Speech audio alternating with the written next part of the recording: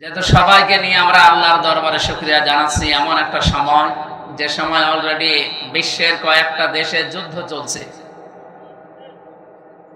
বিশেষ করে পাকিস্তান, ভারত, ওদিকে রাশিয়া, ইউক্রেন, এই সমস্ত দেশে অলরেডি যুদ্ধ লেগে আছে। আর যেহেতু আমাদের প্রতিবেশী, এদের দেশে দাঙ্গা চলছে, যুদ্ধের চাইতেও ভয়াবহ, যারা মুসলমানদের জন্য মারাত্মক একটা বিষয়। আর আমরা যেহেতু পাশে প্রতিবেশী হিসাবে আসি, তার কাটা ভেদ করে কখন যে চলে আসে। যেটা প্রধান উপদেষ্টা আজকে বিকাল 3টায় দেখেছেন, একটা জরুরি বৈঠক ডেকেছে। বাংলাদেশের বিভিন্ন রাজনৈতিক দল, প্রশাসনে যারা আছে বিভিন্ন বিভাগে, তাদেরকে প্রধানদেরকে ডাক দিয়ে বলছে যে সতর্ক থাকা লাগবে। তার মানে কিছু আঁচ পেয়েছে হয়তো। এই জন্যে পৃথিবীর নিকৃষ্ট একটা প্রতিবেশী আমরা পেয়েছিলাম এই ইন্ডিয়াকে। আমি বিশ্বের যত দেশে গেছি, এইরকম প্রতিবেশী কোন দেশের আশপাশে আমি পাইনি। অন্যান্য দেশগুলো আমাদের পরে দাঁড়িয়ে গেছে। এই যে মালয়েশিয়া আমি ছিলাম কয়েকদিন আগেও, সেখানে তারা 2004 সাল থেকে দাঁড়াতে আরম্ভ করেছে, এখন দাঁড়িয়েই যাচ্ছে। কারণ তাদের আশপাশে যেগুলো প্রতিবেশী সব শুভাকাঙ্ক্ষী। আর আমাদের এমন প্রতিবেশী 54 বছরে শুধু আমাদের বিরুদ্ধে শুধু মিথ্যা ছাড়া একটা সত্য কথা বিশ্বের মোড়লদের কাছে বলে না। 54 বছরে মিথ্যা তথ্য ছড়িয়েছে। আজকে পাকিস্তানের এক লেফটেন্যান্ট কর্নেল, ওনার বাবা অলরেডি জানিয়ে দিয়েছে পাকিস্তান আর্মির কাছে, আমার ছেলে যুদ্ধের ময়দানে আছে, ওর যদি পেছনে গুলি লাগে তাহলে আমার বাড়িতে নিয়ে আসবেন না, ওর যদি সামনে গুলি লাগে আমার বাড়িতে নিয়ে আসবেন, আমার জায়গা ঠিক করা আছে, কবর দিয়ে দেবেন। ঠিক লাশ নিয়ে এসেছে আজকে। লাশ নিয়ে আসার পরে দেখে পেছনে একটা গুলিও লাগে নাই, সামনে গুলি লেগেছে 22টা। যাদের ইমান এই পর্যায়ে অলরেডি পৌঁছিয়ে গেছে, তাদেরকে হারানো অত সম্ভব সহজ না। এমনি দাদার ভয় লেগে যাচ্ছে, দাদা পাগল হয়ে যাবে আর কিছুদিন যাক। একটা দেশের সাথে দাদার মিল নেই। আমি কতগুলো দেশ ঘুরে আসলাম আশপাশে, শ্রীলঙ্কার সাথে ওদের মিল নেই, মালদ্বীপের সাথে মিল নেই, থাইল্যান্ডের সাথে মিল নেই, না যে আফগানিস্তানের সাথে একটা বর্ডার আছে, মিল নেই। পাকিস্তানের সাথে তো দাকুমরার সাথে, এরপরে ভুটানের সাথে মিল নেই, মায়ানমারের সাথে মিল নেই। আমাদের সাথে মিল ছিল, বুবু ছিল, বুবু নেই, মিল নেই। চ্যানেলটি সাবস্ক্রাইব করে আমাদের সঙ্গেই থাকুন। আলহামদুলিল্লাহি রাব্বিল মাশরিকাইনি ওয়া রাব্বিল মাগরিবাইন আল্লাযী খালাকা কুল্লা শাইইন যাওজাইন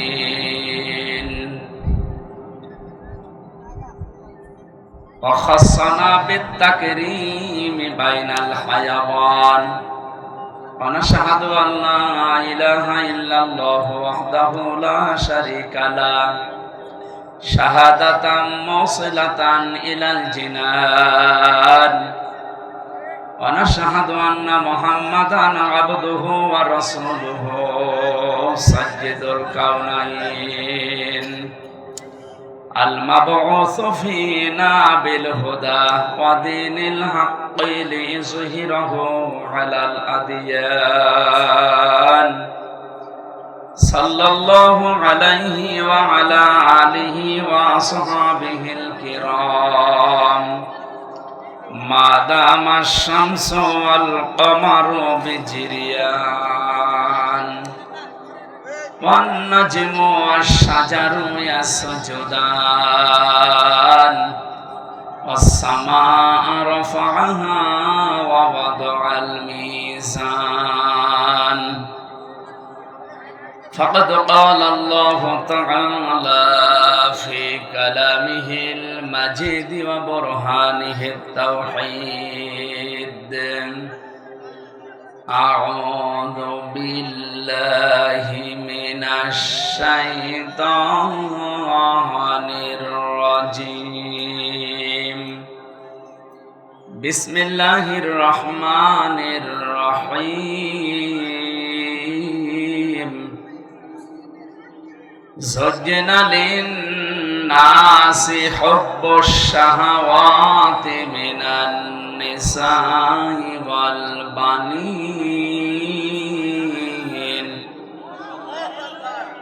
والبنين والقناطير المقنطرة من الذهب والفضة والخيل المسومة والأنعام والحرث ذلك متاع الحياة الدنيا والله عنده حسن المآب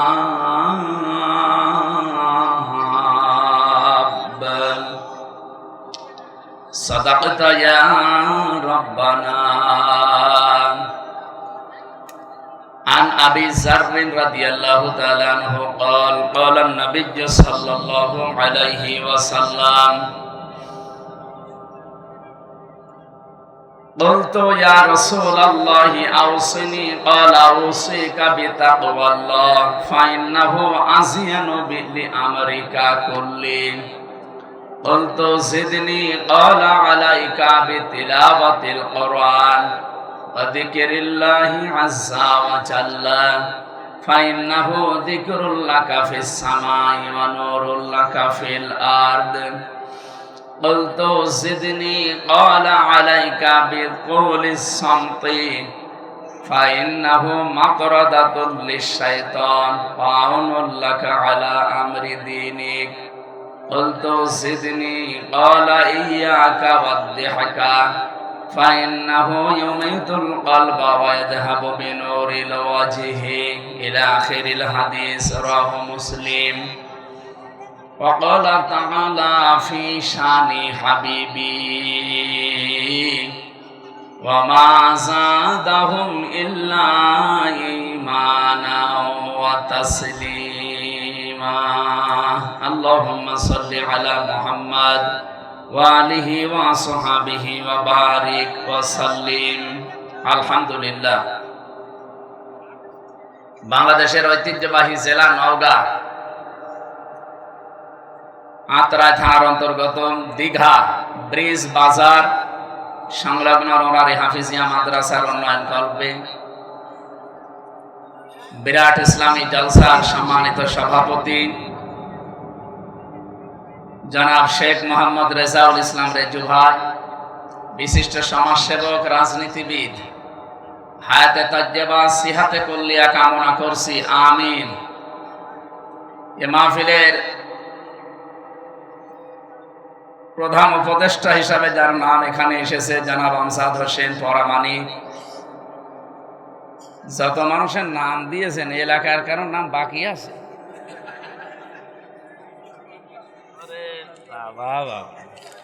আমার তো বাংলাদেশে মনে হয় কোনো থানা বাদ নেই, অন্তত আমি একবার হলেও গেছি। 630টা থানা, এত নাম তো দেখি না। এ পোস্টার যে লিখেছে কম্পিউটারে বসে বসে, তার মনে হয় জীবন শেষ হয়ে গেছে। আজকের মাহফিলের প্রধান অতিথি রেজু ভাই না, বিশেষ অতিথি আমাদের আমজাদ হোসেন ভাই, আমাদের সম্মানিত সভাপতি আমার আরাফাতের ভাই আলহাজ মনজুরুল আলম মঞ্জু, চেয়ারম্যান 2 নম্বর নাকি 3 নম্বর আহসানগঞ্জ ইউনিয়ন পরিষদ। আহসানগঞ্জ একটা স্টেশন আছে না একটা, হ্যাঁ নাম শুনেছি। যাই হোক, যাদের নাম দিয়েছেন একবারে এমনি রাত হয়ে গেছে। আমার 9টায় ওঠার কথা, আপনারা তুলতে তুলতে 10:30 বাজিয়ে দিলেন। আমরা একবারে দোয়া করলাম এদের জন্য, ওয়ারাফা'না লাকা যিকরাক, এদের মর্যাদা সম্মান আল্লাহ দুনিয়া আখিরাতে যেন আরো বাড়িয়ে দেন, বলেন আমিন। মঞ্চে বসা ওলামা ইকরাম, সামনে বসা মুসলমান ভাইরা, পর্দার আড়ালের সম্মানিতা মা এবং বোনেরা, প্রশাসনের ভাইরা, প্রাণপ্রিয় নওগাঁবাসী, যেহেতু সবাইকে নিয়ে আমরা আল্লাহর দরবারে শুকরিয়া জানাচ্ছি। এমন একটা সময়, যে সময় অলরেডি বিশ্বের কয়েকটা দেশে যুদ্ধ চলছে, বিশেষ করে পাকিস্তান, ভারত, ওদিকে রাশিয়া, ইউক্রেন, এই সমস্ত দেশে অলরেডি যুদ্ধ লেগে আছে। আর যেহেতু আমাদের প্রতিবেশী, এদের দেশে দাঙ্গা চলছে, যুদ্ধের চাইতেও ভয়াবহ, যারা মুসলমানদের জন্য মারাত্মক একটা বিষয়। আর আমরা যেহেতু পাশে প্রতিবেশী হিসাবে আসি, তার কাটা ভেদ করে কখন যে চলে আসে। যেটা প্রধান উপদেষ্টা আজকে বিকাল 3টায় দেখেছেন একটা জরুরি বৈঠক ডেকেছে। বাংলাদেশের বিভিন্ন রাজনৈতিক দল, প্রশাসনে যারা আছে বিভিন্ন বিভাগে, তাদেরকে প্রধানদেরকে ডাক দিয়ে বলছে যে সতর্ক থাকা লাগবে। তার মানে কিছু আঁচ পেয়েছে হয়তো। এই জন্য পৃথিবীর নিকৃষ্ট একটা প্রতিবেশী আমরা পেয়েছিলাম এই ইন্ডিয়াকে। আমি বিশ্বের যত দেশে গেছি এইরকম প্রতিবেশী কোনো দেশের আশপাশে আমি পাইনি। অন্যান্য দেশগুলো আমাদের পরে দাঁড়িয়ে গেছি। এই যে মালয়েশিয়া আমি ছিলাম কয়েকদিন আগেও, সেখানে তারা 2004 সাল থেকে দাঁড়াতে আরম্ভ করেছে, এখন দাঁড়িয়েই যাচ্ছে। কারণ তাদের আশপাশে যেগুলো প্রতিবেশী সব শোভাকাঙ্ক্ষী। আর আমাদের এমন প্রতিবেশী 54 বছরে শুধু আমাদের বিরুদ্ধে শুধু মিথ্যা ছাড়া একটা সত্য কথা বিশ্বের মোড়লদের কাছে বলে না। 54 বছরে মিথ্যা তথ্য ছড়িয়েছে। আপনি দেখেছেন মাইক্রোসফট, আপনারা তো এলাকায় গ্রাম্য মানুষ বেশি, যারা লেখাপড়া করে ইন্টারনেট বোঝে। মাইক্রোসফট রিপোর্ট দিয়েছে তামাম দুনিয়ায় 257টা দেশ সবচাইতে বেশি মিথ্যা তথ্য পরিবেশন করে ইন্ডিয়া। এদের যে সাংবাদিকগুলো, এইগুলোও বেশ মারাত্মক। এই যে ময়ূখ রঞ্জন ঘোষ, আমার মনে হয় জীবনে কোনোদিন সত্য কথা বলেছে কিনা আমার বিশ্বাস হয় না। যত কথা বলে, আমার দেশে যারা এই যে মলম বিক্রি করে বাজারে বসে আতরায়, এরাও এত হকারি করে না। সাংবাদিক নামের একটা কলঙ্ক। আমাদের দেশ নিয়ে আগস্টের 5 তারিখের পরে বহু মিথ্যা তথ্য ছড়িয়েছিল, কিন্তু সব যে মিথ্যা এটা প্রমাণ হয়ে গেছে।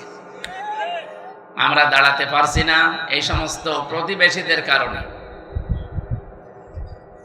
যারা আমরাও দাঁড়াতে চাই নাকি? মানুষ দাঁড়াবে কখন? যেহেতু আজ নিরাপত্তার বেষ্টনী থেকে আমরা অনেকেই বের হয়ে যাচ্ছি, আমাদের নিরাপত্তা এখন আর নেই। কোরআনে কারীম জানিয়েছে, আল্লাযীনা আমানু ওয়া লাম ইয়ালবিসু ঈমানাহুম বিযুলমিন উলাইকা লাহুমুল আমনু ওয়া হুম মুহতাদুন।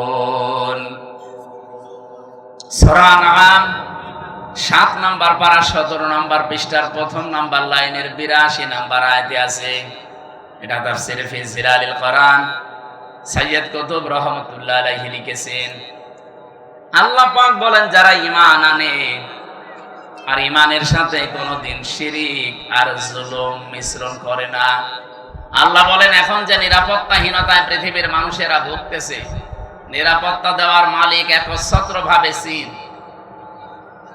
এত আসতে বললে তুরস্ক, রাশিয়া, আমেরিকা, ভারত তো এখন নিজেরাই তো নিরাপত্তাহীনতায় ভুগতেছে।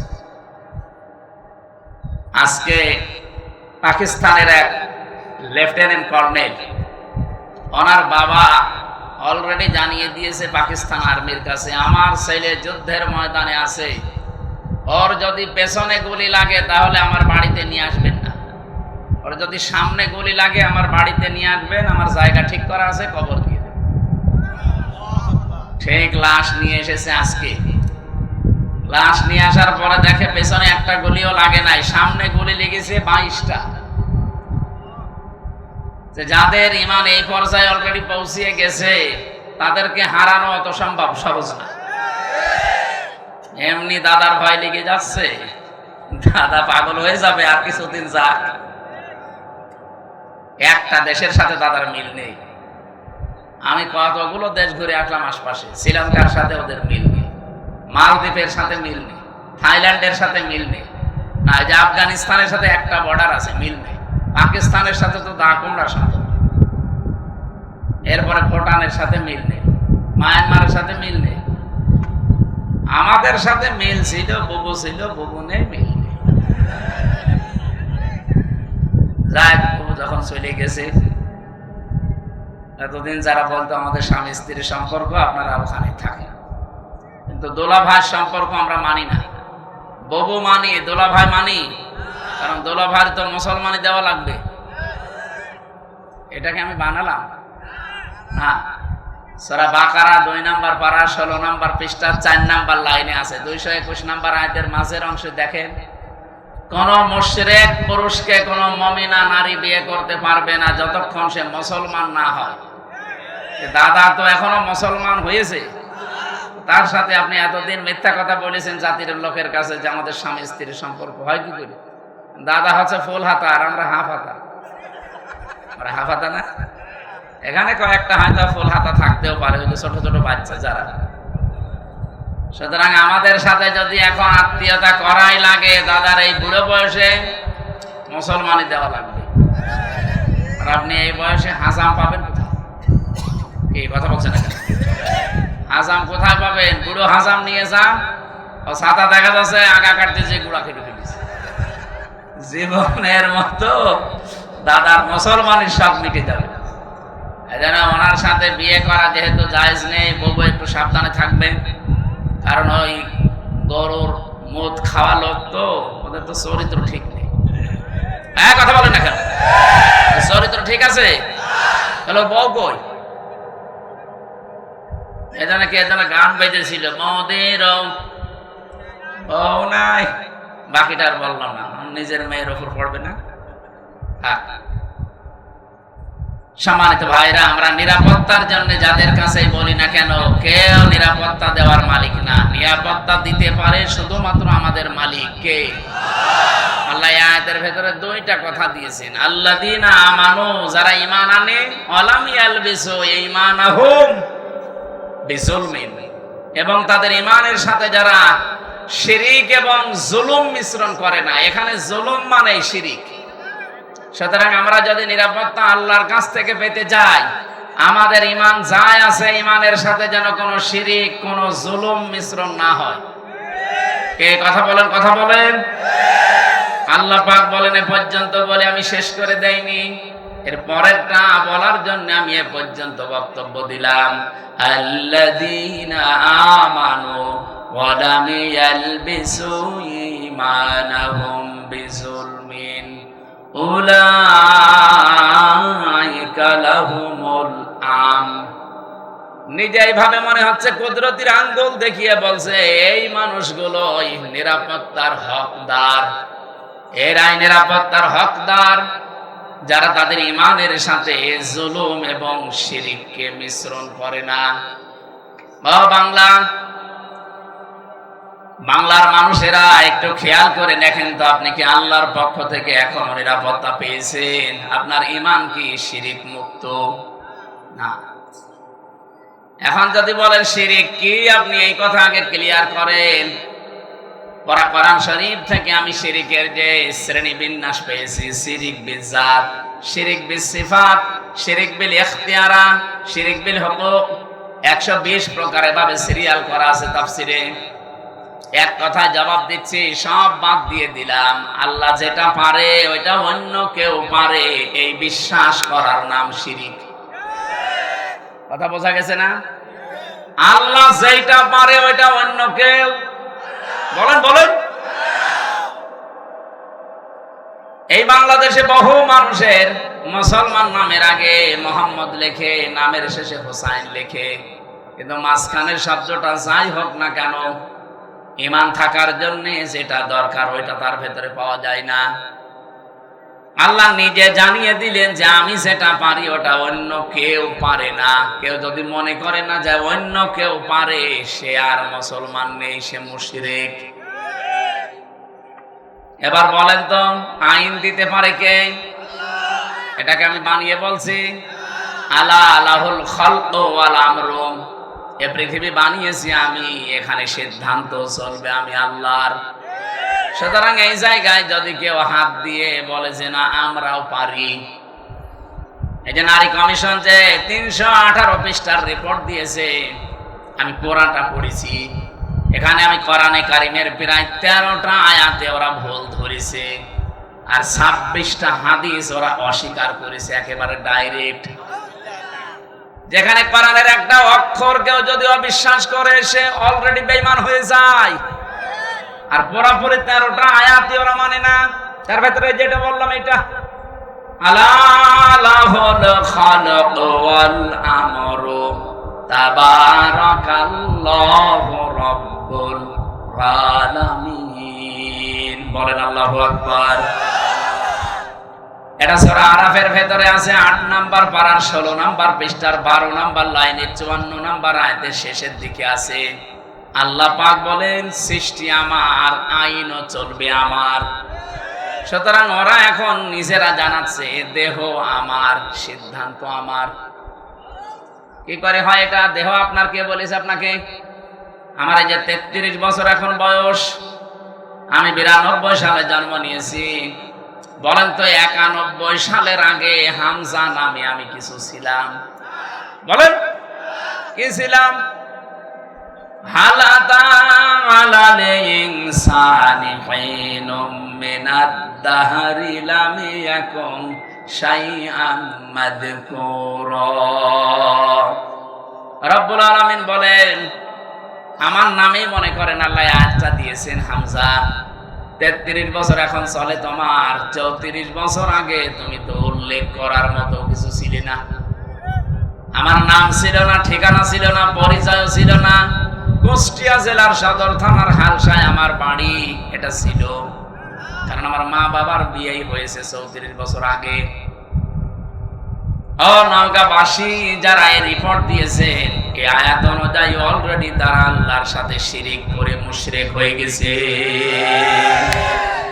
তওবা যদি এরা না করে আর এদের যদি কেউ সমর্থন জানায়, এদের জীবনেও ক্ষমতা হতো না। এদের পেছনে কোন রাঘব আর কাজ করছে। আপনি কি বাস্তবতা বোঝেন? ভারতে কোরআনের 26টা আয়াতের বিপক্ষে ওরা কেস দিয়েছে কোর্টে। ভারতে কলকাতার কোর্টে ওরা কেস দিয়েছে কোরআনের 26টা আয়াতের বিরুদ্ধে, যে এইগুলো দুনিয়ার কোরআন থেকে তুলে দেওয়া লাগবে। এর কিছুদিন পরেই দেখেন এখন অলরেডি নারী সংস্কারের নাম নিয়ে, কমিশনের নাম নিয়ে 13টা আয়াত এখন বাতিল করার আহ্বান জানাচ্ছে, যেগুলো চলবে না। কোরআনের 13টা আয়াত না বাংলাদেশে একজন মুসলমান যদি বেঁচে থাকে, একটা অক্ষর আমরা তুলতে দেব না। কি এই বিষয়ে আপনারা একমত নেই?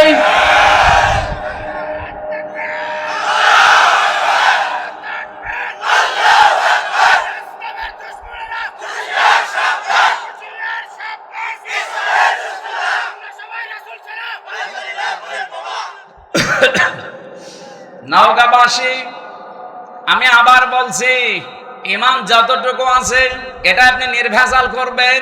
আমি আবার বলছি, বারবার রিপিট করতাম না। নবীজিও মাঝে মাঝে গুরুত্বপূর্ণ কথা বলে 3 বার বলতেন, আর যেটার কোনো গুরুত্ব নেই তিনি জীবনে একবারও বলেননি। আমার যে দীর্ঘ একটা হাদিস পড়েছিলাম, এর ব্যাখ্যায় 7টা আছে। আমরা এর ভেতরে একটা পয়েন্ট এটা আছে, যদি তুমি এই পৃথিবীতে অনর্থক কথাবার্তা, অনর্থক কাজ থেকে নিজেকে বাঁচিয়ে রাখতে পারো, মহান আল্লাহ তোমার জন্য 2টা নিয়ামত বরাদ্দ করে দেবে। আমরা যাব সামনের দিকে। তাহলে এখান থেকে যে বলতে চাই, আল্লাহ যেটা পারে ওটা অন্য কেউ। আবার বলেন আল্লাহ যেটা পারে অন্য কেউ। সন্তান দিতে পারে শুধুমাত্র পীর সাহেব। কে? আপনাদের এই নওগাঁ জেলায় এই যে মান্দা, কয়েকদিন আগে এসেছিলাম, যে বাড়িতে বসলাম, ওই বাড়িওয়ালার 2টা ছেলে, আর একটা আছে পেটে 6 মাস, স্নান করে দেখছে ওইটাও ছেলে হবে। পানি নিয়ে এসে বলছে, হুজুর এমন পানি পড়বেন যেন এবার মেয়ে হয়। মনে হচ্ছে আমি ডাউনলোড করে নিয়ে এসেছি।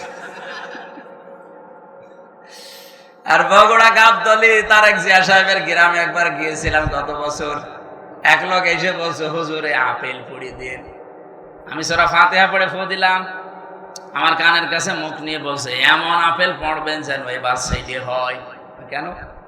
আমার বারবার মেয়ে হয়, তো এই জন্য আপনারা দিয়ে আমি আপেল পড়াচ্ছি। আপেল দিলাম ফেলে। আপেল কই? ফেলে দিস। আরে ভাই, আপেল পড়ে যদি ছেলে হইতো, আমার 3টা মেয়ে হইতো না? ম্যাডামেরা শুধু আপেল খাওয়াতাম। কি বিশ্বাস দেখেছেন হুজুরের উপরে? এই বিশ্বাসটা যদি আল্লাহর উপরে 100 ভাগ করতো, আমার মনে হয় আল্লাহ দিলে দিতে পারতো। আমি পারবো? আমি পারলে আমারটা পারতাম না?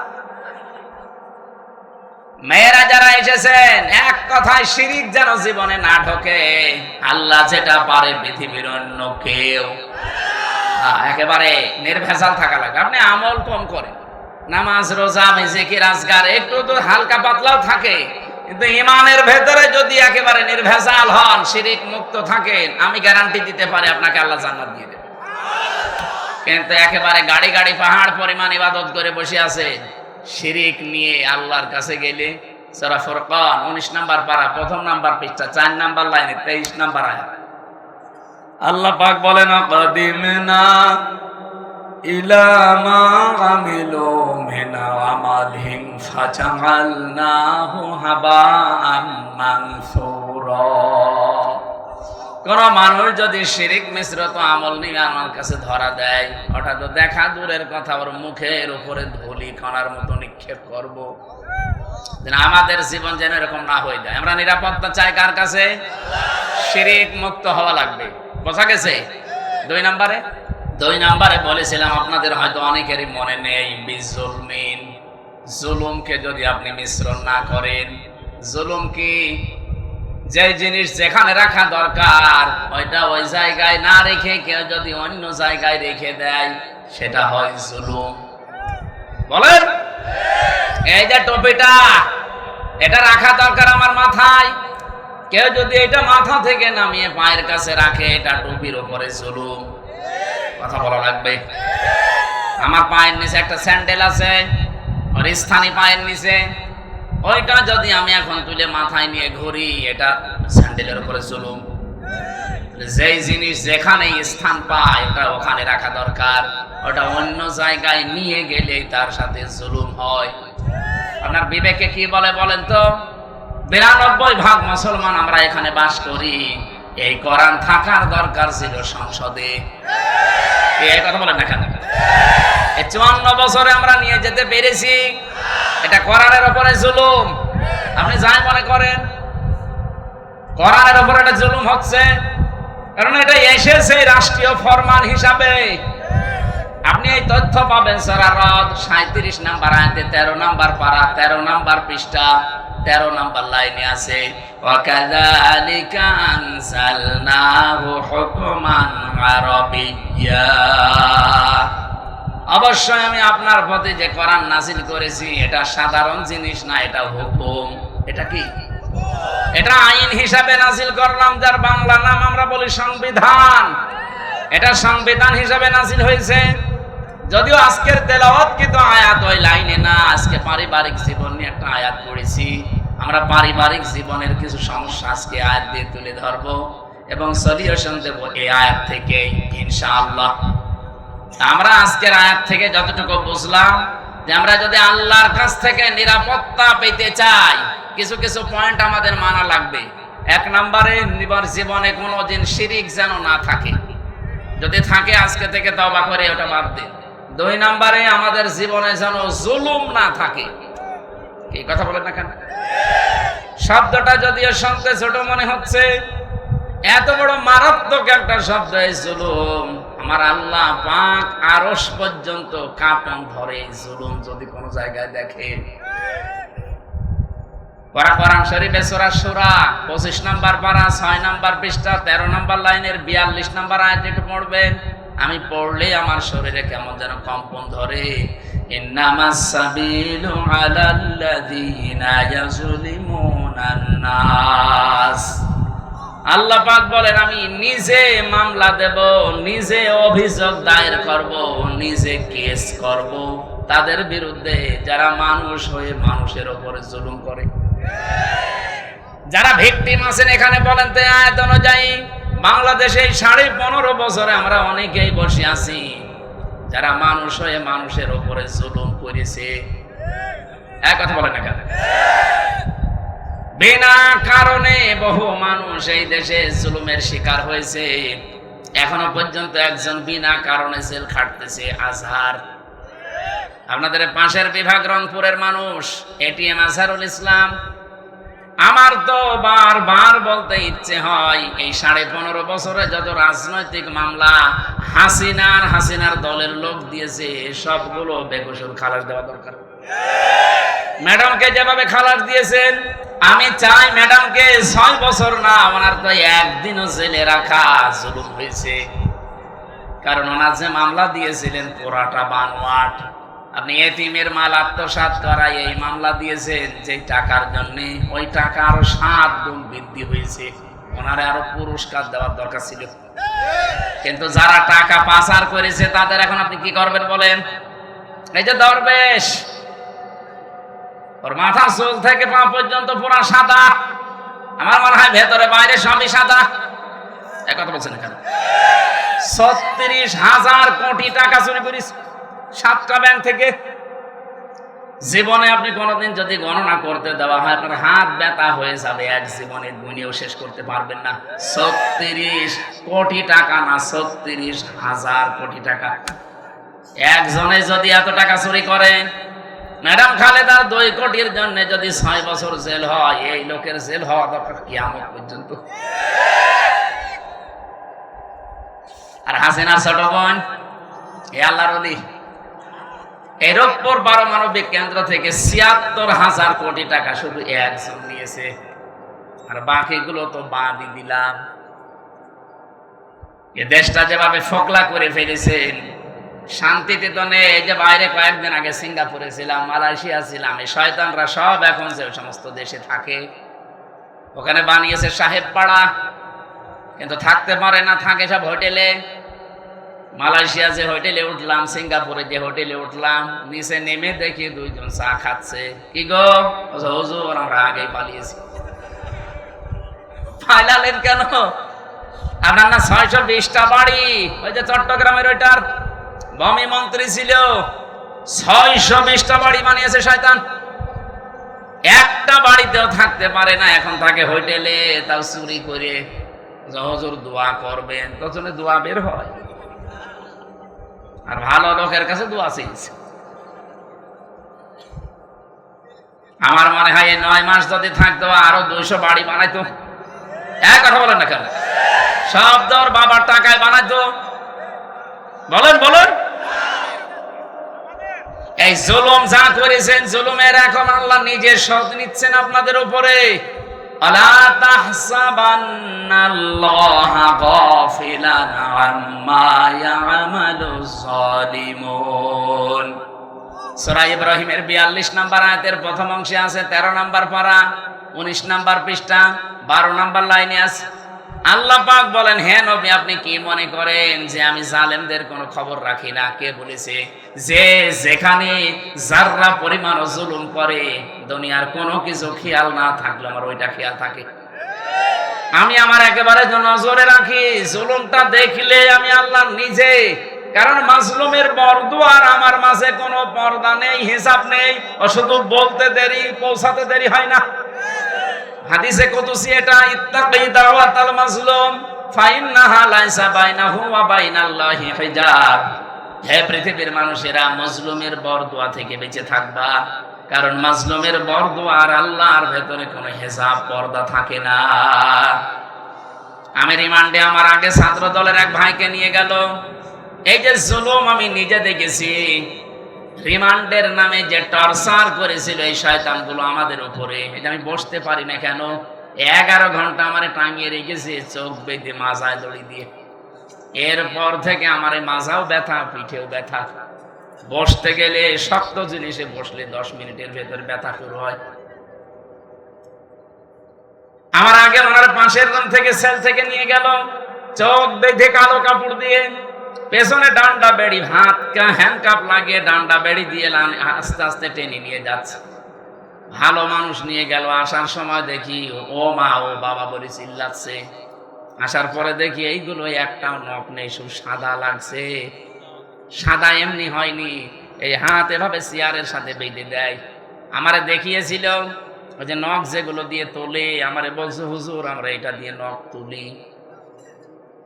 হাতের সাথে ক্লিপ লাগিয়ে দেয়, গলার সাথে একটা বেল্ট লাগিয়ে দেয় চেয়ারে, আপনি নড়তে পারবেন না।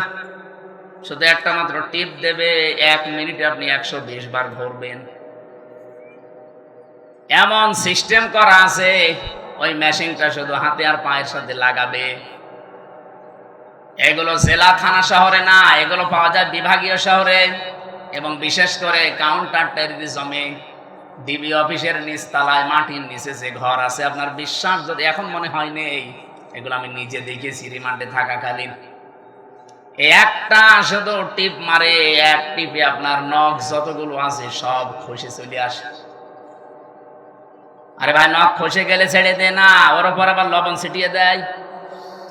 ছাত্র দলের ওই ভাইয়ের এই যে নখগুলো যে সাদা সাদা, এমনি না, নখ তুলে নেওয়ার পরে ওর উপরে মোল্লা সল্ট সাদা ধবধবে লবণ ওটা ছিটিয়ে দিয়েছে, তখন সাদা লাগছে। এই জন্যই তো এরকম চিৎকার মারছিল। আমার যে অফিসার নিয়েছিল সঞ্জয় দত্ত হিন্দু, এ বেটা বলছিল আমি নিজে শিবিরের যে সাবেক কেন্দ্রীয় সভাপতি দেলাওয়ার, এই ঠাকুরগাঁও বাড়ি, ওরে আমরা ফুটবলের মতো লাথিয়েছি, ওর হাতের পায়ের নখ সব তুলে নিয়েছে। এই যে জুলুম গুলো যারা করেছিলেন, আমার জুলুম করে একটা টার্গেট নিয়ে। আমি আয়াতের তাফসিরে একটা ঘটনা পড়েছি, সাদ্দাত বাদশাহ, এর নাম শুনেননি? এই লোকটা, তার স্বপ্ন সাদ ছিল আমি দুনিয়ায় জান্নাত বানিয়ে নিজে উদ্বোধন করব, কিন্তু তার এই পেছনে আমি পড়ে দেখেছি তাফসিরে তাবারির ভেতরে আছে, আল্লাহ তার এই স্বপ্ন সাদ পূরণ করতে দেয়নি শুধু একটা মহিলার বর দেওয়ার কারণে। ওই জামানার নবী যিনি ছিলেন হযরত হুদ আলাইহিস সালাম, তার কাছে জিজ্ঞাসা করে করেও জান্নাত বানিয়েছিল যে তোমার আল্লাহর বানানো জান্নাত আমার লাগবে না, আমি নিজে বানাবো। এখান থেকে একটা শিক্ষা আমি নিয়ে এসেছি, ভালো করে খেয়াল করবেন। 20 বছর ধরেও জান্নাত বানাচ্ছে, 22,000 শ্রমিক কাজে লাগিয়েছে, এলাকায় যত স্বর্ণ রূপা পাওয়া যায় সব নিয়ে আসতেছে বিভিন্ন জায়গা থেকে, পেয়াদাদেরকে পাঠিয়ে দেয়, যাও যেখানে যা সোনা রূপা পাও নিয়ে আসো, আমার জান্নাত বানাতে হবে। একটা মহিলা বিধবা, তার মা বাবা নেই, এতিম, বিয়ে হওয়ার কয়েকদিন পরে স্বামী মারা গেছে, তার কাছে স্বামীর দেওয়া 1 টুকরা স্বর্ণ ছিল, ও যে বলছে ওটা দেওয়া লাগবে, বাদশার স্বপ্ন পূরণ করতে হবে। মেয়েটা বলেছে আমার এই শেষ সম্বল এটা নেবেন না, বারবার নিষেধ করার পরও শুনে নাই, না বাদশার স্বপ্ন সাদ এ পূরণ করাই লাগবে। জোর করে যখন কেড়ে নিতে গেছে, মেয়েটা মাটির ভেতরে গড়াগড়ি দিয়ে কেঁদেছিল। তাফসিরে ফিজিল কি তাবারির মুফাসসির লিখেছেন, ওই দিন সঙ্গে সঙ্গে মেয়েটা বর্দ দিয়েছে, এই মাজলুম অবস্থায় আল্লাহ আমার জীবনের শেষ সম্বলটুকু যে কেড়ে নিল, তাকে তুমি স্বপ্ন পূরণ করতে দিও না। এ দোয়াটা কবুল হয়ে গেছে। এই লোকটা জান্নাত যেদিন উদ্বোধন হবে, এত সিকিউরিটি দেওয়া, একটা পিপিলিকা আসার মতো কায়দা নিয়ে এত সিকিউরিটি দেওয়া, হঠাৎ জান্নাতের মেন গেটে যাওয়ার পরে দেখে একটা ফকির বসা। জিজ্ঞাসা করছে এখানে আসলে কি করে? ফকির ওখান থেকে বলে, বাদশাহ ঘোড়ার পিঠ থেকে একটু কানটা কাট করেন, আমার কিছু কথা আছে। বলে পরে না, এখনই বলবো। এখনই বলবো মানে কে তুমি? এত গরমে কথা বলো। উপর থেকে যখন মাথাটা নিচের দিকে একটু দেওয়ার সিস্টেম ছিল, কান যেহেতু দিয়েছে, কানের কাছে মুখ নিয়ে বলে, আমি দুনিয়ার সাধারণ ফকির না, আমি ফেরেশতা আজরাইল। আল্লাহ আমাকে পাঠিয়েছেন এই মুহূর্তে তোমার জান কবজ করার জন্য। আমি হাদিস পড়তে গিয়ে তাফসিরে পেয়েছি, পৃথিবীতে আজরাইল আলাইহিস সালাম মাত্র 2 বার কেঁদেছিলেন। যেই দিন থেকে উনি জান কবজ করা আরম্ভ করেছেন, ওই দিন থেকে শুধু আজ পর্যন্ত তিনি 2 বার কেঁদেছিলেন, তাছাড়া আজ পর্যন্ত তিনি কাঁদেননি। একবার এই সাদ্দাত নামে লোকটা যেদিন জন্ম নেয় সমুদ্রের ভেতরে, ওর মাকে ওই দিন হত্যা জান কবজ করেছিল এই আজরাইল। পানির ভেতরে কাঠের উপরে ভাসছিল এই ছেলেটা। আল্লাহ বলেছেন যাও মেয়েটাকে তুলে নিয়ে আসো। ওই দিন আজরাইল কেঁদে ফেলেছিল। আপনি চিন্তা করেন তো কি সিচুয়েশন ছিল যে আজরাইল পর্যন্ত কেঁদে ফেলেছে। আর আরেকদিন কেঁদেছিল যেদিন এই জান্নাত উদ্বোধন করবে এই সেই সাদ্দাত। এর বিশাল জীবনী লিখা আছে। আমার ঘটনা বলা উদ্দেশ্য না, আমার এখানে শিক্ষা দেওয়ার একটা উদ্দেশ্য। যেই দিন তিনি জান্নাত উদ্বোধন করবেন, হযরতে আজরাইল বললেন না আমি আর সময় দিতে পারবো না, ও শেষ পর্যায়ে এটাও বলেছিল, ফেরেশতা আমাকে এতটুকু সময় দাও, আমি শুধু জান্নাতটা উদ্বোধন করে একটা চক্কর দিয়ে এসে আমার জানটা তুমি নিয়ে নিও।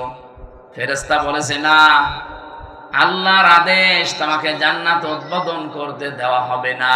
ইদা জালুহুম লা ইস্তাখিরুনা সাআতাও ওয়া লা ইস্তাকদিমুন।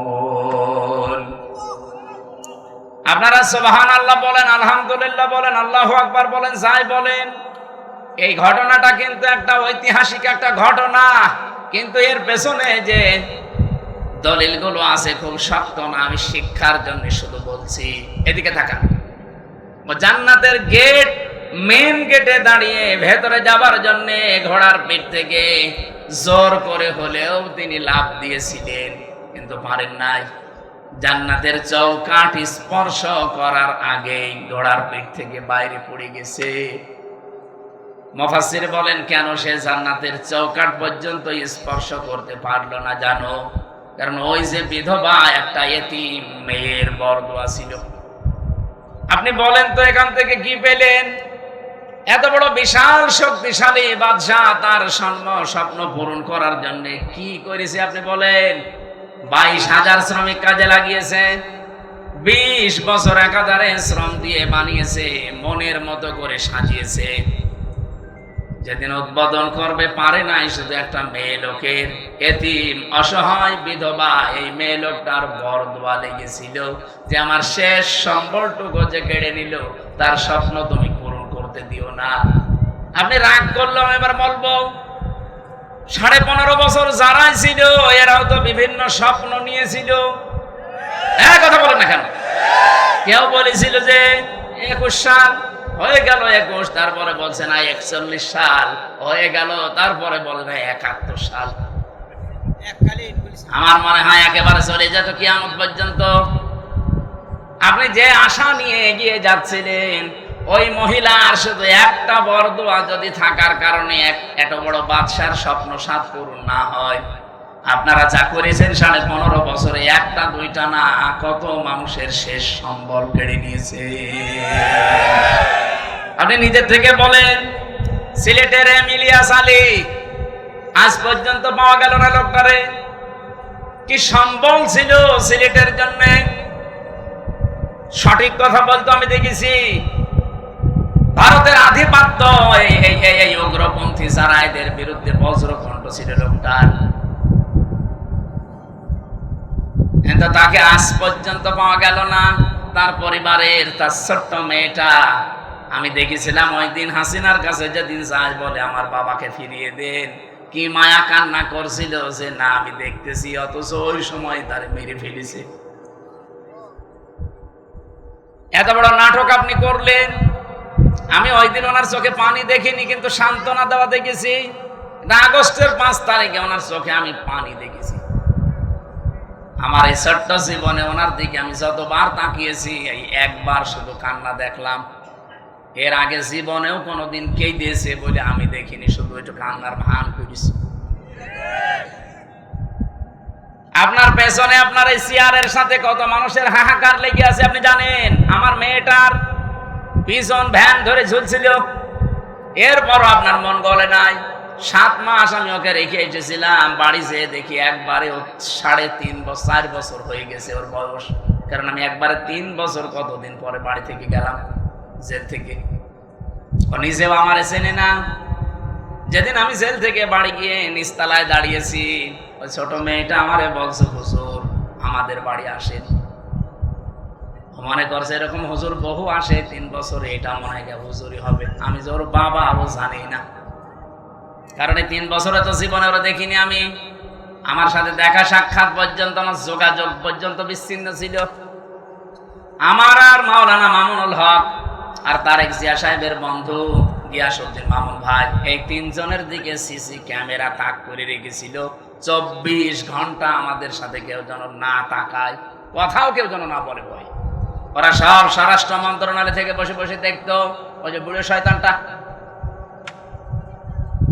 স্বরাষ্ট্রমন্ত্রী যেটা ওটা ওখান থেকে মনিটরিং করতো, দেখতো আমাদের সাথে কেউ কথা বললে রিপোর্ট দিলে তার চাকরি শেষ। সিসি ক্যামেরার আওতার বাইরে থেকে দাঁড়িয়ে ওই মুখ নাড়িয়ে নাড়িয়ে দেখতাম আমার সাথে কথা বলতো কারারক্ষীরা। সবচাইতে বেশি কষ্ট দিয়েছে গিয়াসউদ্দিন মামুন ভাইরে আর অপু সাহেবরে, তারেক জিয়া সাহেবের পিএসকে। বিশেষ করে অপু ভাই জীবনে আমার যে উপকার করেছে জেলখানার ভেতরে আমি জীবনও বলতে পারি না। যেখানেই যাই, বিশেষ করে তাহাজ্জুদের নামাজের পরে আমার ওনার নামটা এমনি মনে চলে আসে, আল্লাহ অপু মিয়াকে তুমি মাফ করে দিও, বলেন আমিন। উপকার যে করেছে আমি কৃতজ্ঞতা স্বীকার করি। তা বলেন তো, আমি একটা ছোট মানুষ, ওই সময় আমার 30 বছর বয়স ছিল, এখন নাই 33। কি করেছিলাম এত আমি যে আমাকে এত শাস্তি দেওয়া লাগবে আপনার? 3টা বছর আমি জানি না যে বাইরে কেউ বেঁচে আছে না মরে গেছে।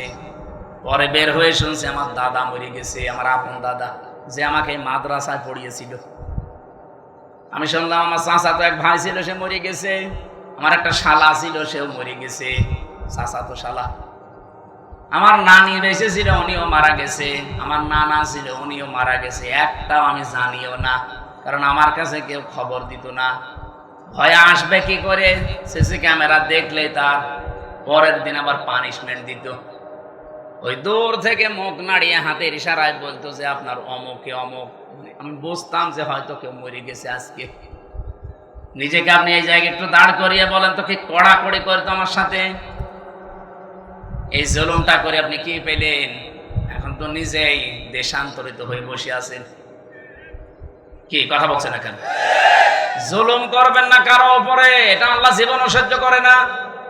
এতে এত বড় নিকৃষ্ট একটা জিনিস, এত বড় বাদশার শুধু একটা মাজলুমের বরদোয়ার কারণে তার জান্নাত উদ্বোধন করা দূরের কথা, চৌকাটে আল্লাহ পা দিতে দেয়নি। আর আপনি বিশাল স্বপ্ন সাথ নিয়ে বসে আছেন এত বড় বড় জুলুম করে। কত মানুষকে আয়না ঘরে রেখে তার জীবন শেষ করে দিয়েছেন। রিমান্ডে আমার যে মাটির নিচে নিয়েছিল, যে ঘরে ওরা নিজেরাই বলতো যে পাশ দিয়ে যেটা দেখতে পাচ্ছেন এই ড্রেন, এর ভেতরে কত মানুষকে আমরা কারেন্টের শক দিয়ে মাছের খাবার বানিয়ে দিয়েছি। এরকম অবস্থায় আপনি কি দিক দ্বারা ঠিক থাকবে আপনার? এরপরে আমার বলছে আপনাকে যা বলতে বলি, এটা যদি ম্যাজিস্ট্রেটের কাছে না বলেন আপনার বউ তুলে নিয়ে আনবো। আপনি কত বড় ইমানদার যে এই সময় ঠিক থাকতে পারবেন বলেন? এই শেষ পর্যায়ে 10 দিন একাধারে অত্যাচার করার পর আমার মাথার চুল থেকে পায়ের তালু পর্যন্ত 1 ইঞ্চি জায়গা বাকি নেই যেখানে টর্চার করে নাই। শেষ পর্যন্ত আমার সহ্যের বাইরে চলে যাওয়ার পরে বললাম, যান, যা বলবেন বলেন, আর কি করবেন। যে বলছে আপনার বউ তুলে নিয়ে আনবো, তখন আর কিছু বলা যায়? কারণ ওদের তো চরিত্র নেই, তাই তুলে নিয়ে আসতে। বারবার চিন্তা হচ্ছিল, বাচ্চাটার বয়স কেবল 7 মাস, এই অবস্থায় তুলে নিয়ে আসলে তো বাচ্চাটাও নিয়ে আসবে। আর যেখানে আমারে রাখে এত বড় বড় মশায় আমারে কামড় দেয়, ওরা আসলে এমনি মশার কামড়ে মরে যাবে। এই জন্য বললাম যে যান স্যার, যা ভাল লাগে করেন, আপনারা যা বলতে বলেন আমি বলবো। সব জামাত ইসলামের বিরুদ্ধে, শিবিরের বিরুদ্ধে। আর আমি আকিজ গ্রুপে চাকরি করতাম, আকিজ গ্রুপের বিরুদ্ধে এই কথাগুলো লিখে নিয়েছে, অথচ একটা কথাও আমার না। ওরা 10টা পয়েন্ট লিখে আমার সই করে বলছে, হুজুর সই করেন, আপনারা ছেড়ে দেব।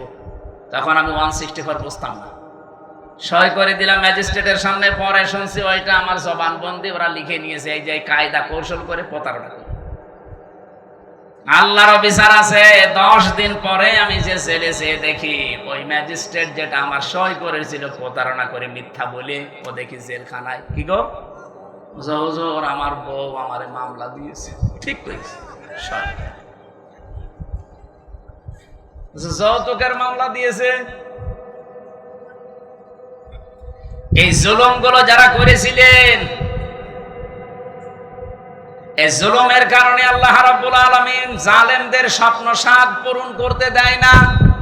যে যত বড় বড় আশা নিয়ে রেখেছিলেন, একটা আশাও কিন্তু জালেমদের পূরণ হয়নি।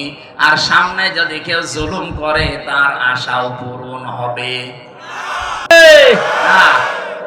আল্লাহর গ্যারান্টি কয়েক জায়গায় পেয়েছি আমি। এটা 1 নম্বরে পেয়েছি সূরা ইব্রাহিমের ভেতরে, 2 নম্বরে সূরা শুরার ভেতরে, 3 নম্বরে সূরা আনামের ভেতরে। যারা জুলুম করে আমার আল্লাহ তাদের সেদ কেটে দেয়, ওদের স্বপ্ন সাত পর্যন্ত আর যেতে পারে না। কোরআনে কারীম জানিয়েছে, সূরা আলে ইমরানের ভেতরে আছে, ইন্নামা নুমলি লাহুম লিয়াজদাদু ইসমা ওয়া লাহুম আযাবুম মুহিন। অবশ্যই মানুষের পাপ যখন সীমা ছাড়িয়ে যায়, সীমা লঙ্ঘন করে ফেলে লোকটা, তখন ওই লোকটার জন্য অপমানজনক শাস্তি আল্লাহ রেডি করে রাখে। নওগাঁবাসী, আমাদের জীবনে যেন এরকম কিছু সামনে না আসে। চেয়ারে কারা আসবেন আমরা জানি না, যারা আসবেন তারা যেন নিজের ওপরে, পরিবারের ওপরে, সমাজের ওপরে, রাষ্ট্রের ওপরে, জনগণের ওপরে জুলুম করবেন না। এক কথা বলেন না কেন? বারবার বলছি, আহ্বান জানি, এটা রেকর্ড হচ্ছে, সারা দেশ চলছে। যারা আসবে জুলুম করবেন না।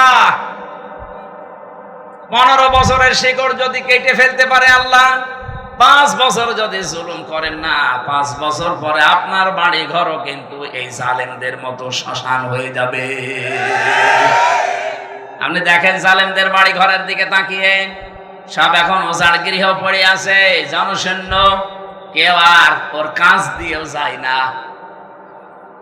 সেটা আমি কিশোরগঞ্জ থেকে আসার সময় ড্রাইভারকে বললাম, এই বাড়ির সামনে একটু দাঁড়ান, ওখানে উপরে লেখা দেখছি, ওই সাইনবোর্ডটা আছে, কেন্দ্রীয় কার্যালয়, জেলা কার্যালয়। আমি নাম নিলাম না, বললাম এখানে দাঁড়ান তো একটু দেখি। ভেতরে একটু তাকিয়ে দেখি 4-5 জন পোশাক করছে, কেউ এদিকে কেউ এদিকে কেউ এদিকে, মনে আছে জামাত বদ্ধ টয়লেট চলছে। আগস্টের 5 তারিখের আগে এই বাড়িটা কত জমজমাট ছিল, এই অফিসটা। এই কথা বলছেন এখানে। ওর পাশে নাকি টর্চার সেলও বানিয়ে রেখেছিল, ওদের বিরুদ্ধে কেউ গেলে তাকে টর্চার পর্যন্ত করতো ওই জায়গায়। অথচ আজ নীরব হয়ে পড়ে আছে, এখন পায়খানা হয়ে গেছে। আজকে আসার সময় কে যেন বলছিল, কেন্দ্রীয় কার্যালয় যেটা ওই জালেমদের, ওইটাও নাকি এখন টয়লেট হয়ে গেছে। ওটা এখন নাকি জেনার কারখানা। রাতের বেলা গিয়ে নারী পুরুষ ওখানে নাকি অনেকে জেনা করে, বলেন নাউজুবিল্লাহ। কোরআনে কারিমে আছে, কোন জায়গায় যদি জুলুম হয়, ওই জায়গা পর্যন্ত আল্লাহ অভিশপ্ত করে দেয়। এই জন্য আমরা আবার বলছি, ভাই জীবনে আর যাই করেন যেন জুলুম করবেন না। আল্লাহ রাব্বুল আলামিন এই পৃথিবীতে যত জায়গায় জুলুম করা নিষেধ করেছেন, তার অন্যতম এখানে একটা জায়গা আছে। সূরা আলে ইমরানের 14 নম্বর আয়াত, রাব্বুল আলামিন বলেন, এদিকে তাকিয়ে থাকবেন, প্রথমে 7টা জিনিসের নাম পাবেন, এরপরে 3টা জিনিস আমার আল্লাহ পুরস্কার ঘোষণা দিয়েছেন। এই পুরস্কার পাওয়ার জন্য আমার আল্লাহ 7টা গুণ আমাদেরকে অর্জন করার আহ্বান জানিয়েছেন। এই 14, 15, 16, 17 এই নাম্বার আয়াতগুলো থেকে এখন আমি তাফসীর করছি। সূরা আলে ইমরান, যুজ্জিনা লিন-নাসি হুব্বুশ শাহাওয়াতি মিনান নিসাই ওয়াল বানিন। আল্লাহ পাক বলেন, আমি শোষণ করে দিয়েছি, আকর্ষণীয় করে দিয়েছি, আমি লোভনীয় বস্তু বানিয়ে দিয়েছি, আসক্তি তৈরি করে দিয়েছি এই পৃথিবীতে 7টা জিনিসের উপরে। তার 1 নম্বরে নারী। 1 নাম্বার কি? এই জন্য দুনিয়ায় এই জায়গায় খুব সেনসিটিভ থাকা লাগবে। মেয়েদের প্রতি আকর্ষণ, মেয়েদের প্রতি আসক্তি, তাদের প্রতি ভালোবাসা, লোভ, চিত্রাকর্ষণ, এগুলো আল্লাহ বানিয়ে দিয়েছেন। এই জায়গাতে খুব সেনসিটিভ থাকা লাগবে আমাদের। বিশেষ করে এখন যে তথ্য প্রযুক্তির যুগ চলছে, মোবাইলে যারা কথা বলেন বিভিন্ন জায়গায়, ইমোতে বলেন, হোয়াটসঅ্যাপে বলেন, মেসেঞ্জারে বলেন, আর যাই বলেন না কেন খুব সাবধানে কথা বলবেন, কারণ আপনার প্রতিটা কথা কিন্তু রেকর্ড করা হচ্ছে। এই কথা বলছেন? আপনি হয়তো টের পাচ্ছেন না যে না, এটা আমার কে ধরবে মানে আমি রিমান্ডে আমারে শুনিয়েছিল, কোথায় আমার ম্যাডামের সাথে, আমার মায়ের সাথে, সাতক্ষীরা থেকে একজন কল দিয়ে কি বলেছে ওটা দেখি রিমান্ডে 2য় দিন আমারে শোনায়। কি গো, ওদের কাছে এমন উন্নত মেশিন ওরা ইসরায়েল থেকে নিয়ে এসেছিল, ওরা যারা ট্যাগ করে তারা একেবারে নারী নক্ষত্র পর্যন্ত বের করে। আপনি একটা মিথ্যা কথা বলবেন, জীবনেও ছাড় পাবেন না। ও পরের দিন আবার ওটা দেখাবে। এই যে যারা পরকীয়া প্রেমী আছেন, নিজের স্ত্রী বাদ দিয়ে অন্যের সাথে যাদের লাইন আছে, আপনি দেখবেন যদি ব্রেকআপ হয়ে যায়, ওই মহিলা যদি ওইটা রেকর্ড করে রাখে, তারপরে আপনার দেশে চলাফেরা করা, সংসারে তখন অশান্তির শেষ থাকবে না। এরকম কোন লাইনে কেউ আছেন কিনা? যদি থাকেন একটু হাত তুলে দেখান, আল্লাহ আপনাকে দেখি। হ্যাঁ ছেলে, খুব আরাম লাগছে তো।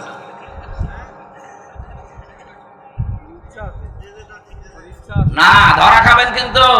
দেখলেন না টাকলা মোরাদ মাত্র 6 মিনিট 5 সেকেন্ডের অডিও কল, তাও ফাঁস হয়ে গেছে। ওর মন্ত্রিত্ব শেষ, ওর এমপিগিরি শেষ, দল থেকে বাদ। আর কি অপমান! অত 6 মিনিট 5 সেকেন্ড না, এরকম হাজার হাজার মিনিট আমাদের এখন রেকর্ড হয়ে আছে। আমাদের এগুলো যদি আমার আল্লাহ ফাঁস করে দেয়, কি হবে আপনি টের পাচ্ছেন? পৃথিবীতে আমি আসক্তি তৈরি করে দিয়েছি যেহেতু মেয়েদের প্রতি, এজন্য এই জায়গায় আমাদের আদি পিতা হযরত আদম আলাইহিস সালামও কিন্তু দুর্বল হয়ে গিয়েছিলেন। এজন্য নিষিদ্ধ জিনিসের প্রতি আকর্ষণ, এটা সেই জন্মগতভাবে আমরা পেয়েছি সৃষ্টির প্রথম দিন থেকে। আমাদের এই জায়গায় আমাদের পরীক্ষার বিষয়। এখন থেকে একেবারে দৃঢ় সিদ্ধান্ত নিয়ে রাখবেন যেগুলো জায়েজ। আমি আসার সময় শুনছিলাম মাওলানা মনে হয় 14 জন মহিলার নাম বলছিলেন যাদের সাথে দেখা করা আপনার জায়েজ আছে। মোবাইলে যদি পারতপক্ষে কথা বলা লাগে 14 জনের সাথে বলবেন। এর বাইরে যদি কেউ কল দেয়, ওটা যদি জিবরাইলের খালাতো বোন হয়, তারপরও বলবেন আপনার সাথে কথা নেই। কি কথা বলছেন না? আপনি শক্ত থাকবেন এই জায়গায়। মেয়েরা যারা এসেছেন এই জায়গায়, আপনারাও নিজেদেরকে খুব, একজন আলেম সেই দিন দেখলাম কুমিল্লায় বাড়ি, উনি বলছিলেন নিজের স্ত্রীকে কেউ যদি ভিডিও মোবাইল কিনে দেয়, এই যে Android set, screen touch mobile, এটাই নিজের স্ত্রীকে কিনে দেওয়া আর পর পুরুষকে ঘরে ঢুকিয়ে দেওয়া একই কথা। অথচ এরকম বহু দেশে নেই। বলেন, এই মোবাইলটা, এই কম্পিউটার, এই ল্যাপটপ আপনি ওর হাতে দেননি, আপনি দিয়েছেন ওকে একেবারে জেনা, ব্যভিচার, বেপরদা হওয়ার জন্য একটা লাইন হাতে ধরিয়ে দিয়েছেন। ও মন মতো কিন্তু ওটা দিয়ে ব্যবহার করবে।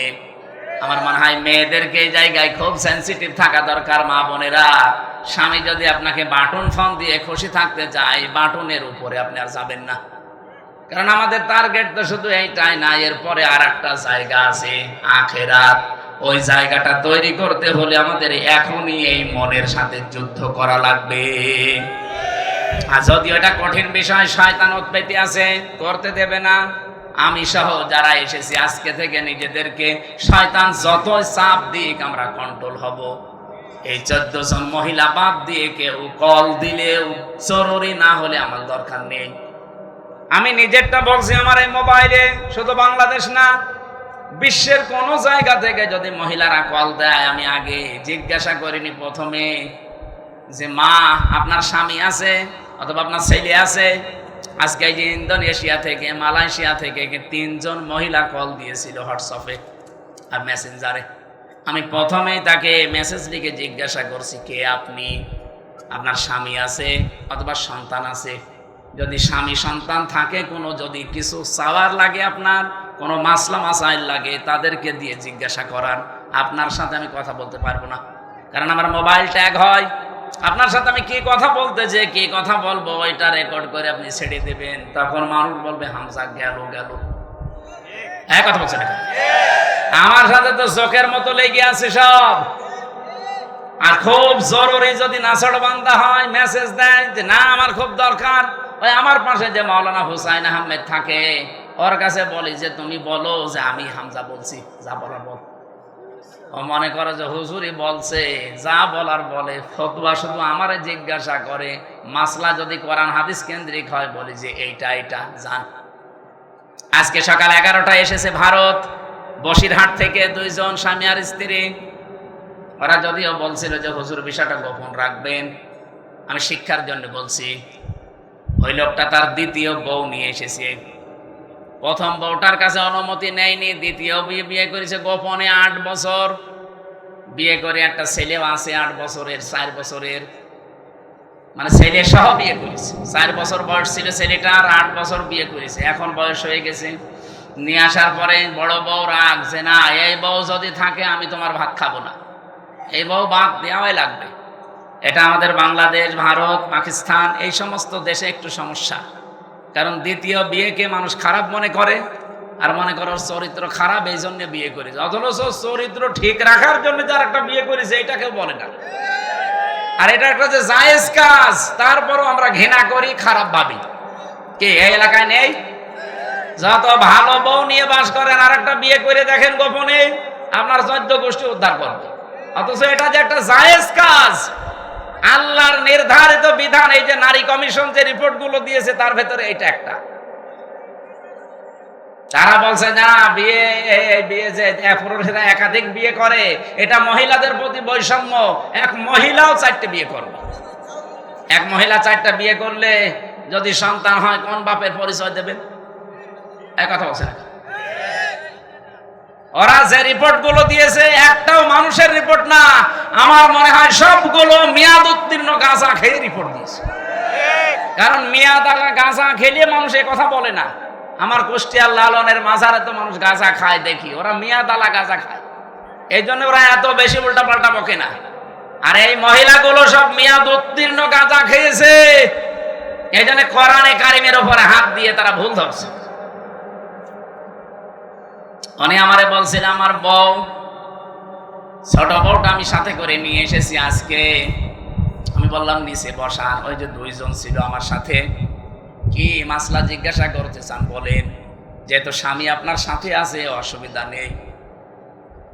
স্বামীটা বলছে, আমার বড় বড় যন্ত্রণায় সহ্য করতে না পেরে আমি শেষ পর্যন্ত আমার এই বউটাকে এক মজলিসে 3 তালাক দিয়েছি। কথা বুঝতেছে? এখন ফতোয়া দেন তো, আমি এই বউকে রাখবো না ছেড়ে দেব? আমি 2টা মত বললাম যে আমার দেশে আবু হানিফা রহমতুল্লাহ আলাইহির মত অনুযায়ী আমরা চলি বেশি, নাকি আমাদের এই উপমহাদেশে অধিকাংশ আমরা আবু হানিফার মত অনুযায়ী চলি বেশি। আমাদের মাযহাব অনুযায়ী নিয়ম হচ্ছে এক জায়গায় এক বৈঠকে 3 তালাক দিলে তালাক হয়ে যাবে। এখনো যে 3টা ইমাম আছে, অন্যান্য আরো আলেমদের মত আছে, সে মত আমি নিজেও মানি না, কিন্তু আমি ওই মতগুলো শ্রদ্ধা করি। এই জিনিসটা আমাদের নেই, এই জন্য ইসলাম আজ পিছিয়ে যাচ্ছে। আমি আলেমদেরকে বলছি, আপনি অন্যের একটা মত মানেন না, ঠিক আছে, কিন্তু তার মত এটা শ্রদ্ধা করা লাগবে। ইমাম আবু হানিফা রহমতুল্লাহ আলাইহির সাথে অন্যান্য ইমামদের মত একেবারে পুরা উল্টা।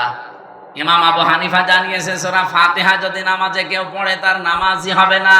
ইমাম শাফি বলছে, ইমাম শাফি রহমতুল্লাহ আলাইহি বলেন, নামাজের ভেতরে যদি কেউ সূরা ফাতিহা না পড়ে তার নামাজই হবে না। এটা পুরা উল্টা না? বলেন বলেন।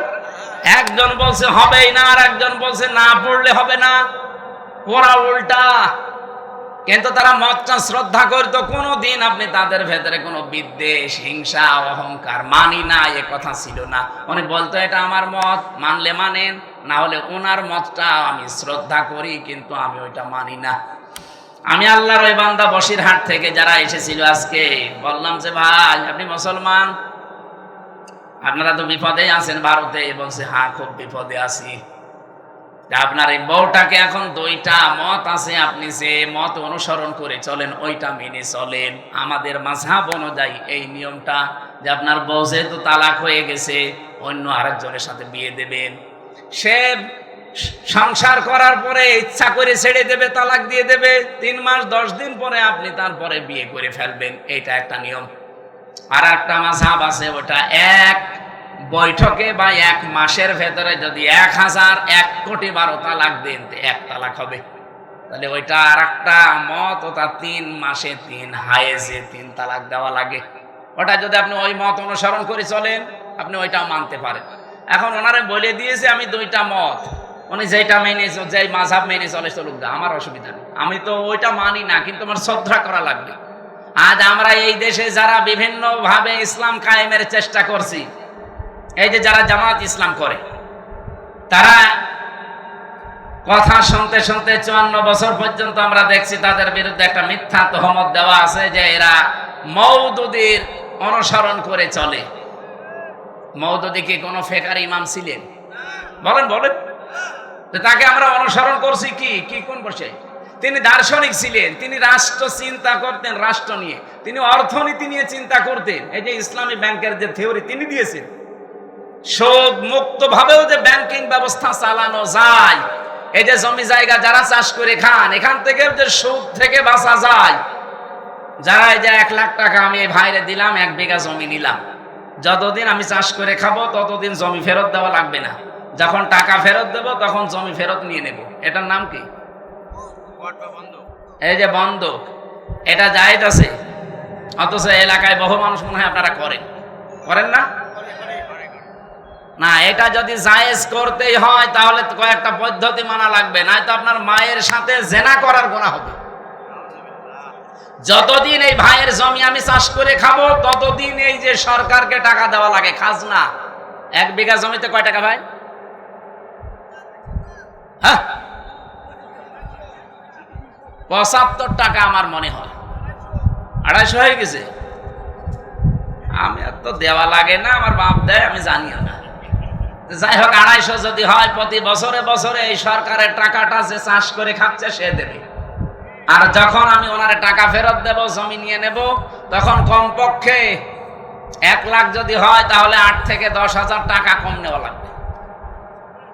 আরে হুজুর, এটাই লস হয়ে যায়। হ্যাঁ ভাই, লস হোক লাভ হোক আপনার দেখার দরকার কি? লাভ লসের মালিক কি আপনি না আল্লাহ?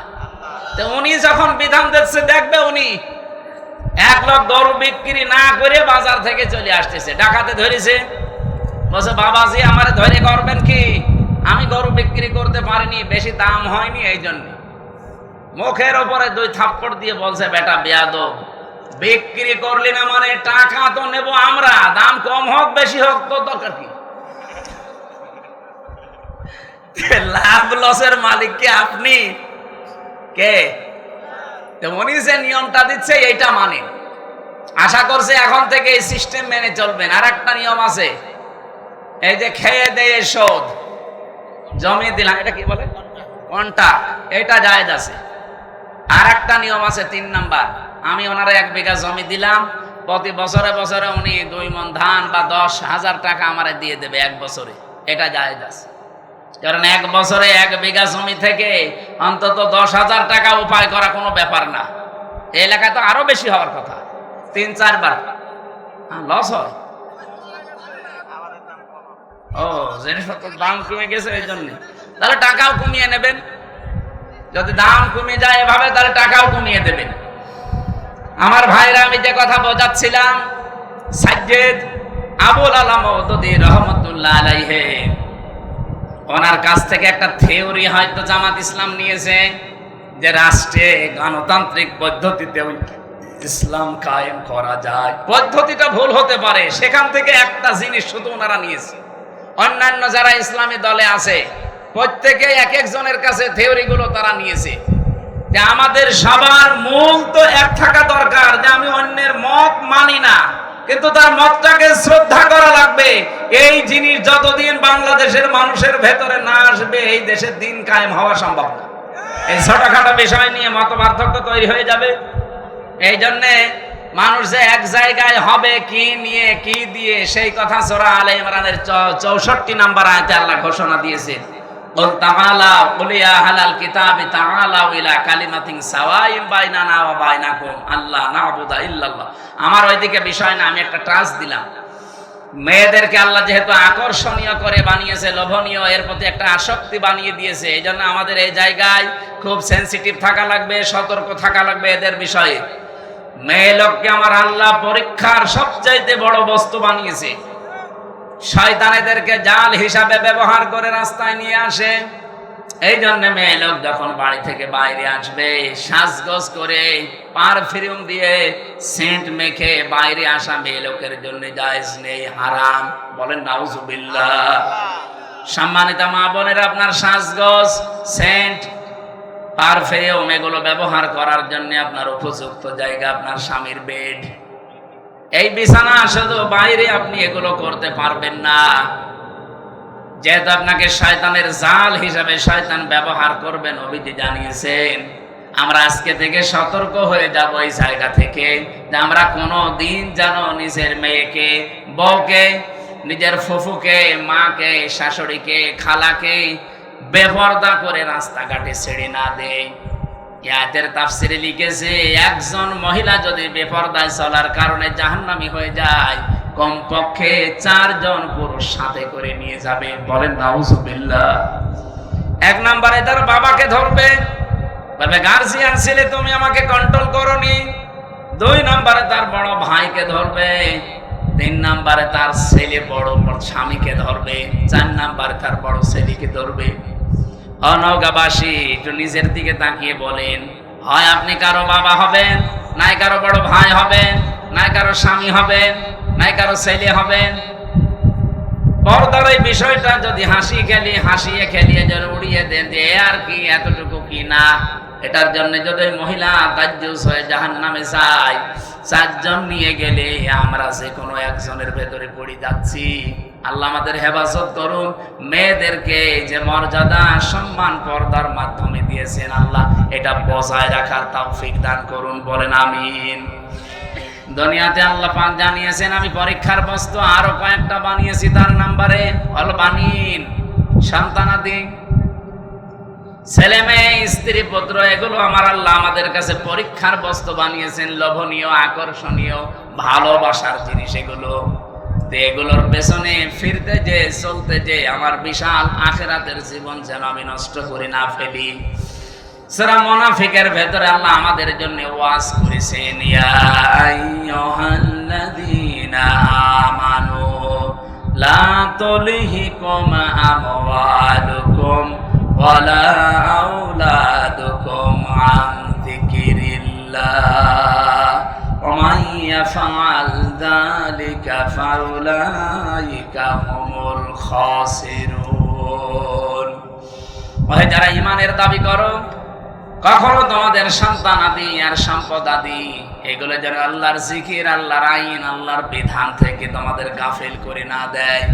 যদি এরকম কেউ করে থাকো, আমি আল্লাহ বলছি সে জীবনে ক্ষতিগ্রস্ত হয়ে যাবে। বলেন নাউজুবিল্লাহ। এই ওয়াজটা আমার নিজের জন্যই মনে করেন। আজকে থেকে আমি নিজেই সংশোধন হয়ে চলবো। যত মহব্বতের জিনিস সন্তান হোক, তার পেছনে পড়ে আল্লাহর বিধান নামাজ, তার পেছনে পড়ে আল্লাহর বিধান রোজা, তার পেছনে পড়ে আল্লাহর বিধান যাকাত, এগুলো যেন আমি লঙ্ঘন না করি, নষ্ট না করি। আল্লাহ আমাকে নিজে এবং যারা এখানে শুনছি প্রত্যেককে আমল করার তৌফিক দেন। বলেন আমিন।